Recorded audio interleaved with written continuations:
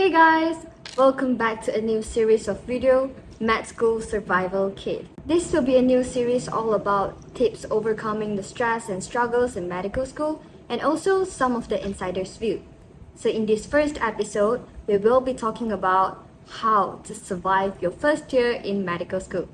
Without further ado, let's jump straight into today's video. First and foremost, I want to emphasize a crucial point that I really hope you guys can take away from today's video, which is alter your mindset before entering medical school. I know all of you come from diverse backgrounds, but I believe that each of you that managed to secure a spot in medical school are all top performing students. You'll likely juggle numerous commitments, clubs, and performance, which was fantastic. But just bear in mind that medical school, it's a whole different beast altogether. During the start of the academic semester, you'll likely encounter various student organizations, clubs, societies, which will pique your interest due to their novelty, which I can totally relate because I was there too during my first semester.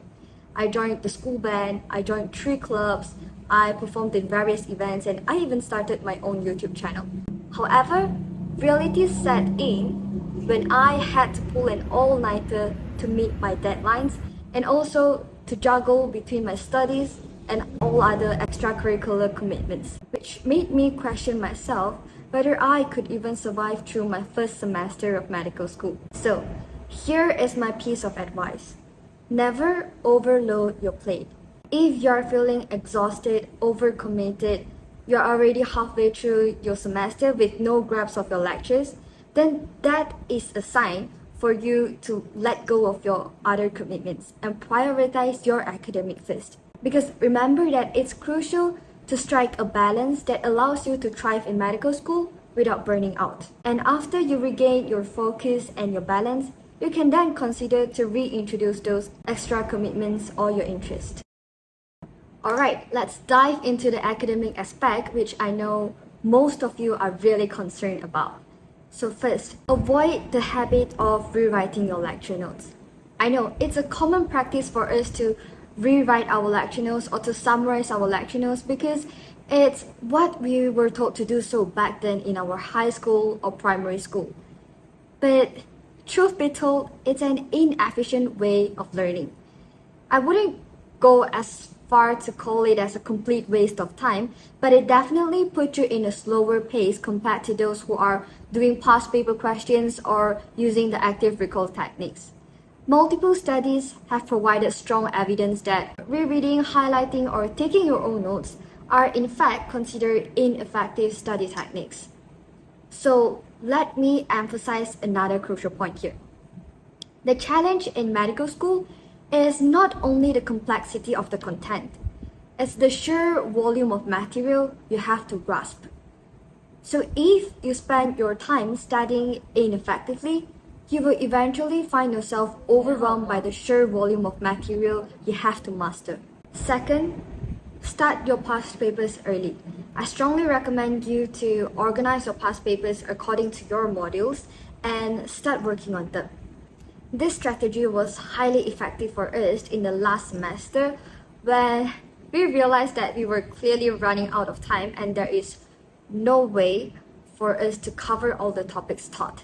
So we found that categorizing different types of questions into separate files made it much easier for you to search on the specific keywords.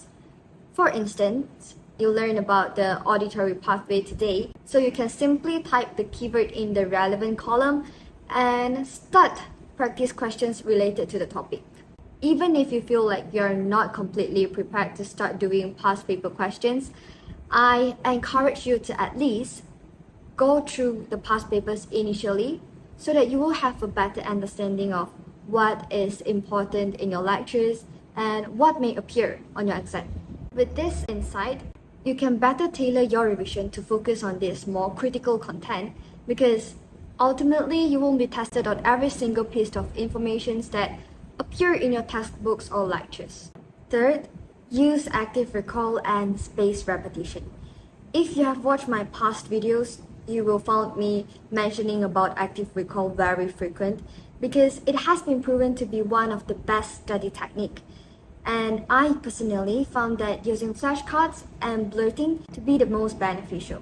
I will be making a more comprehensive video on this topic in the future, but the rough idea is, think of your mind as having numerous drawers, each containing valuable information.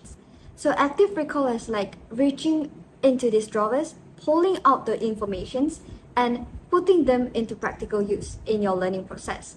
While spaced repetition complements active recall by intelligently spaced out the intervals at which you revisit these drawers. This ensures that the information stored remain fresh and readily accessible. Fourth, med school is about collaboration. You know what's great about forming study groups in medical school? It's like everyone brings their superpowers to the table. We have all got something we are good at. So when we team up, we are not only learning together, but we are learning smarter. And another great thing about forming a study group is study can be a snooze fest. But with the study group, it's a whole different ballgame. You create memories together, you survive through the late night cramming sessions, and trust me, these memories, they make this journey a lot more enjoyable. So, please don't be selfish, don't keep the knowledge to yourself, share it with your friends, form a study group, and trust me, your study sessions will be more enjoyable and more efficient.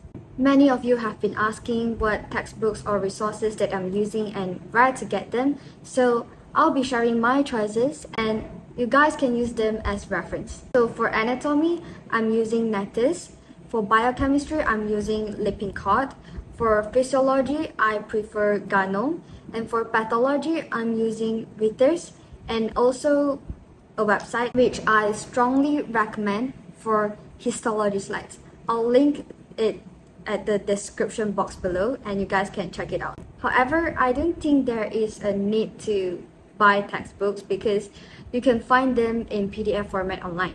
Just search for the name and it's all free. But if you prefer physical books, I recommend you to check on platforms such as Carousels or Shopee as they will be more affordable. For additional resources on YouTube, I recommend Ninja Nerd. Their videos are very well explained, but just be careful that sometimes they might delve into very detailed explanations, which might be confused for year 1 students. Next, there is Osmosis. So they have videos explaining about the causes, symptoms, diagnosis, treatments, and pathology of different disease or disorders, which will give you a better and clear understanding. And if you're looking for any extra resources, CanHub is a valuable resource because it features labeled anatomy pictures and also quizzes for you to solidify your knowledge. Lastly, there is ChatGPT. I know it's not a formal kind of source, but if you're looking for something quick and convenient, then ChatGPT is the one. I have found their answers to be around 60 to 70% accurate, so you have to double check the answers. And I only use it for quick fact verification. In conclusion, we have reached the end of this video, and this is my first time talking to a camera for such an extended period because I really hope that someone would told me this before I enter medical school. So hopefully my experience and advice will give you a better insight into the medical school journey. And remember that medical school is challenging, but don't push yourself too hard. Try to enjoy the journey and create long-lasting memories along the way. If you found this video helpful, please consider clicking the like button and subscribe to this channel.